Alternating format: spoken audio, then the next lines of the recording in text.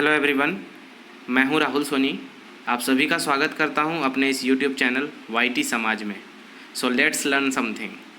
आज मैं आप सभी को chapter number 2 class 10th geography, जो कि forest and wild life resources है, इसके बारे में आपको बताऊंगा।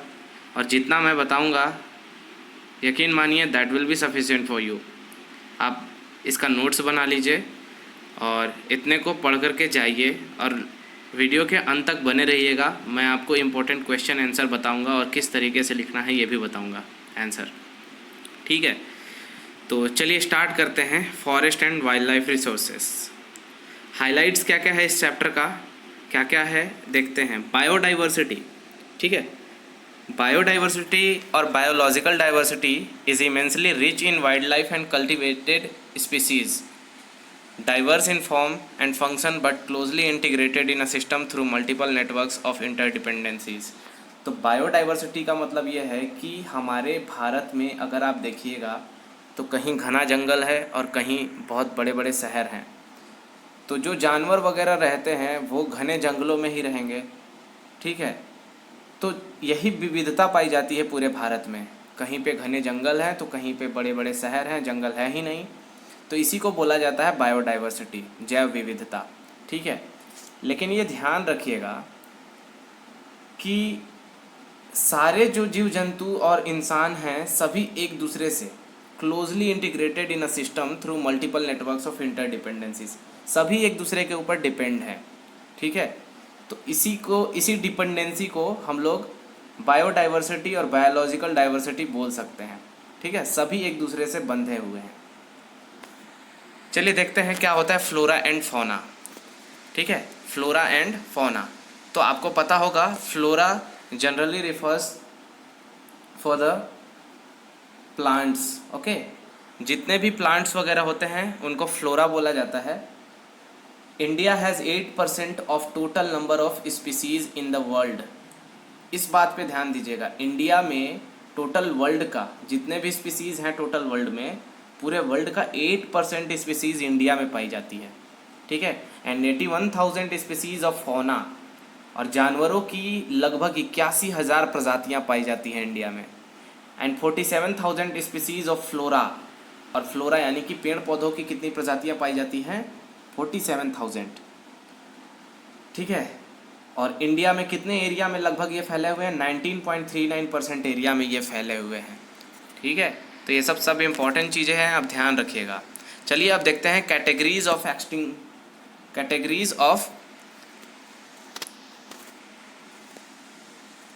Existing plants and animals species, ठीक है। तो कुछ कैटेगरीज में इनको डिवाइड किया गया है जो स्पीसीज हैं। पहला है नॉर्मल स्पीसीज, यानी कि जनरली आप देखते हैं अपने आसपास में जिन स्पीसीज को, जिन जानवरों को, ठीक है, और जिन पेड़ पौधों को, वो होते हैं नॉर्मल स्पीसीज, ठीक है, जो बड़े पैमाने में अभी हम लोगों को मिल जाएंगे। तो वो कैटल, साल एंड पाइन, साल और पाइन ये पेड़ हैं, ये आप जानते हैं। आप वीडियो के बगल में देख सकते हैं, इमेज में आपको दिखाने की कोशिश कर रहा हूँ, ठीक है, ताकि आपको अच्छे से समझ में आ जाए कि क्या है साल और क्या है पाइन। पढ़ो वही जो काम आ सके, ठीक है, लेकिन समझ करके पढ़ो। एसएसटी काफ़ी इंटरेस्टिंग सब्जेक्ट होता है, लेकिन स्टूडेंट इससे भागते हैं। अभी से प्रैक्टिस करना शुरू कर दीजिए और नोट्स बना करके क्वेश्चन आंसर जो मैं बताता हूँ उसको खुद से लिख करके देखिए। इंडेंजर्ड स्पीसीज़ क्या होता है, जो खतरे में है, ठीक है, ऐसे स्पीसीज जो खतरे में हैं और इनके विलुप्त होने का खतरा है। अभी ख़त्म नहीं हुए हैं लेकिन इनके विलुप्त होने का खतरा है। संकटापन्न जीव बोलते हैं जिनको। तो ब्लैक बक, एक ब्लैक बक होती है, और लायन, ये भी इनका खतरा हो चुका है। पहले बहुत ज़्यादा संख्या में पाए जाते थे, अब धीरे धीरे इनकी संख्या कम होते जा रही है। तो ब्लैक बक का इमेज मैं आपको दिखाने की कोशिश कर रहा हूँ। लायन के बारे में आप जानते ही हैं। वल्नरेबल स्पीसीज़ क्या है, वल्नरेबल स्पीसीज़ का मतलब होता है असुरक्षित, मतलब इनकी पॉपुलेशन धीरे धीरे कम होती जा रही है, पॉपुलेशन डिक्लाइंड, कम हो गई है। Reached level of endangered category, और ये भी इस लेवल में पहुंचने वाली हैं जो कि इंडेंजर्ड, खतरे की बहुत ही नज़दीक हैं। ये भी बहुत जल्द ख़त्म होने वाले कगार में पहुंचने वाले हैं। तो जैसे कि एशियाटिक एलिफेंट, ठीक है, एशियाटिक एलिफेंट और गैंगेटिक डॉल्फिन ये ब्रह्मपुत्र और गंगा रिवर में पाई जाती है, आपको पता है। तो ये भी ख़त्म होने वाले हैं। पहले बहुत ज़्यादा होते थे, अब बहुत कम दिखाई देते हैं गैंगेटिक डॉल्फिन और एशियाटिक एलिफेंट। तो इनका भी खतरा उत्पन्न हो रहा है, इनको प्रोटेक्ट करने के बहुत सारे प्रयास किए जा रहे हैं। रेयर स्पीसीज़, रेयर का मतलब दुर्लभ, बहुत ही कम दिखाई देते हैं, कभी कभी दिखाई दे देते हैं अभी, ठीक है। तो इनका बहुत ही स्मॉल पॉपुलेशन है। एग्जाम्पल के लिए आप देख सकते हैं हिमालयन ब्राउन बियर, कभी कभी ही देखे जाते हैं ये। उसके बाद है इंडेमिक स्पीसीज़, ठीक है।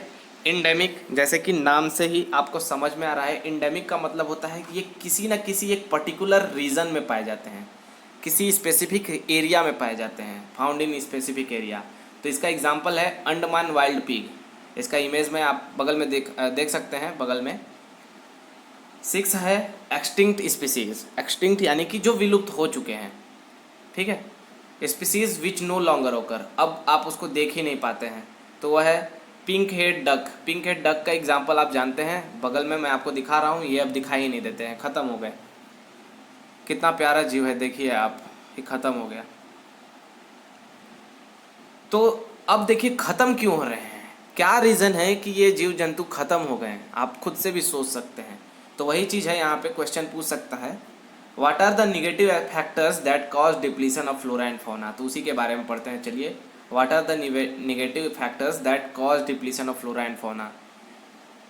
पहला है colonial period due to expansion of railways, agriculture, commercial and scientific forestry. इंसान बहुत तेज़ी से तरक्की कर रहा है, लेकिन इन तरक्की के चक्कर में जानवरों को और हमारे जंगल ख़त्म होते जा रहे हैं। तो रेलवेज़ का एक्सपेंशन, खेती किसानी करने के लिए जंगलों की कटाई, कमर्शियल पर्पस के लिए और साइंटिफिक फॉरेस्ट्री के लिए, ठीक है। जंगलों में बहुत सारे शोध किए जा रहे हैं, जिनकी वजह से भी नुकसान हो रहा है फ्लोरा एंड फौना को। सेकंड है लार्ज स्केल डेवलपमेंट प्रोजेक्ट्स। अब देखिए रिवर वैलीज, नदी घाटी, डैम्स वगैरह बनाए जाते हैं बहुत बड़े बड़े। तो अगर मान के चलिए कि हम डैम बना रहे हैं, इस एरिया में हम सपोज़ मान के चलिए डैम बना रहे हैं, तो डैम बनाने से क्या हुआ, इधर जो जंगल है, इधर जो जंगल है, इधर जो जंगल है, यहाँ पे पानी का लेवल बढ़ जाएगा। तो लेवल बढ़ेगा तो ये वाला रीजन तो डूबेगा ही ना, ये रीजन तो डूबेगा ही। तो इस जंगल में रहने वाले जीव जंतुओं को भी बहुत बड़ा खतरा उत्पन्न हो जाता है। आप इसका एग्जाम्पल अभी समझ सकते हैं, सरदार सरोवर डैम जो बना है ना, उससे फ़ायदा तो है कि पानी के लिए, ये पूर्ति के लिए गुजरात, मध्य प्रदेश और राजस्थान को फ़ायदा पहुंचाएगा, लेकिन नुकसान किनको है, जीव जंतुओं को, ठीक है। तो चलिए आगे देखते हैं, mining results in deforestation.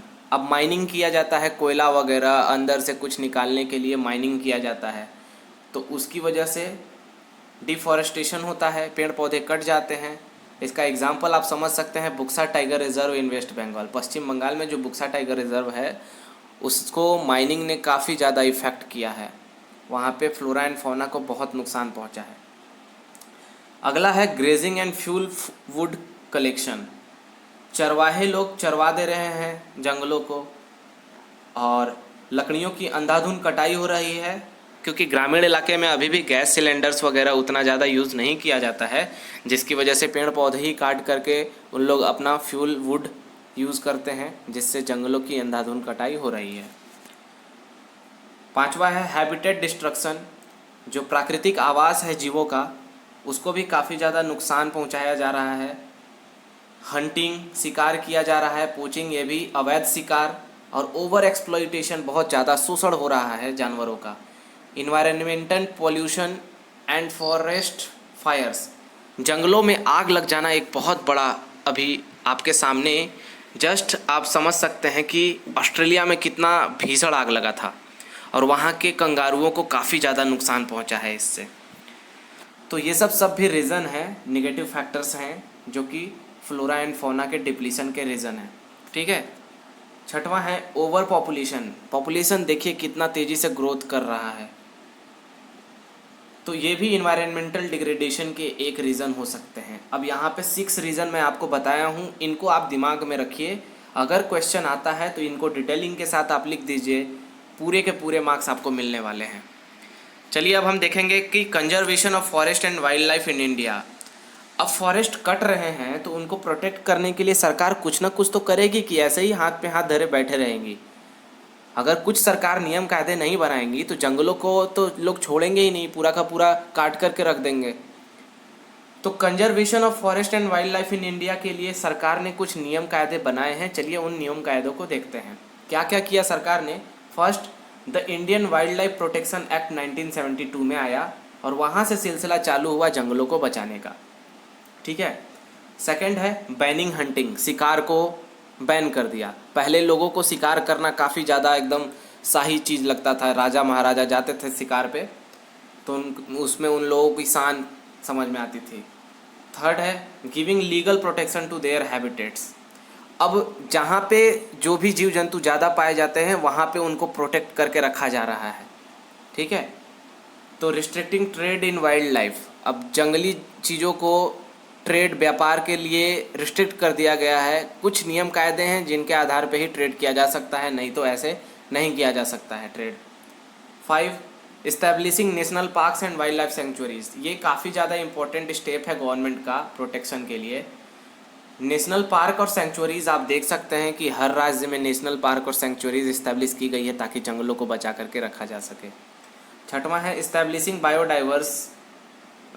Reserves, जैसे कि कुछ बायो रिजर्व्स भी बनाए गए हैं। नंदा देवी आप इसका एग्जाम्पल समझ सकते हैं। जीव जंतुओं को प्रोटेक्शन के लिए ये सब सारे स्टेप्स उठाए गए हैं। चलिए आगे देखते हैं कि types and distribution of forests and wild life. क्या क्या टाइप्स हैं और डिस्ट्रीब्यूशन के जंगलों के और वाइल्ड लाइफ के। ठीक है। तो जंगलों को कुछ वर्ग कैटेगरीज में डिवाइड किया गया है। पहला है रिजर्व फॉरेस्ट। ठीक है।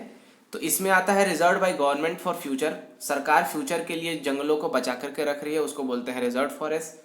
दूसरा है प्रोटेक्टेड फॉरेस्ट, ये जो है आगे इससे ज़्यादा नुकसान ना हो सके जंगलों को, इसके लिए भी गवर्नमेंट ने प्रोटेक्टेड फॉरेस्ट में डिवाइड कर दिया है जंगलों को। और तीसरा है unclassed forest, belonging to government and private individual and communities.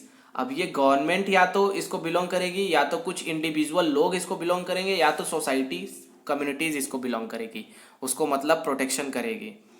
तो अनक्लास्ड में क्या होता है कि लोगों को कुछ लिमिट तक जंगलों में लकड़ी वगैरह ले जाने के लिए, घरों में डोमेस्टिक पर्पस के लिए यूज़ करने के लिए छूट रहती है। ठीक है। बाकी ये दोनों में प्रोटेक्शन रहता है। Is it clear. चलिए आगे देखते हैं कम्युनिटी एंड कंजर्वेशन। कुछ ऐसे एग्जाम्पल आपको पूछ सकता है कि ऐसे एग्जाम्पल बताइए जो कि कम्युनिटी के द्वारा कंजर्व किया जा रहा है जंगलों को।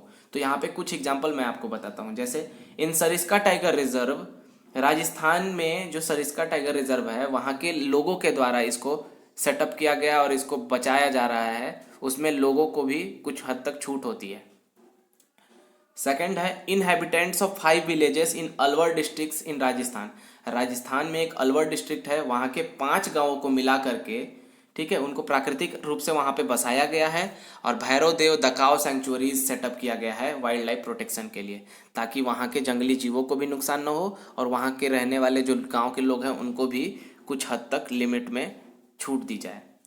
फिर थर्ड है sacred groups bye tribal people. Sacred groups यानी कि लोगों की कुछ धार्मिक मान्यताएं होती है। याद रखिएगा, सैक्रेड का मतलब धार्मिक मान्यताएं। कुछ ग्रामीण इलाकों में जो आदिवासी होते हैं उनका कुछ मान्यता होता है, जैसे कि मुंडाज ऑफ छोटा नागपुर वर्शिप महुआ।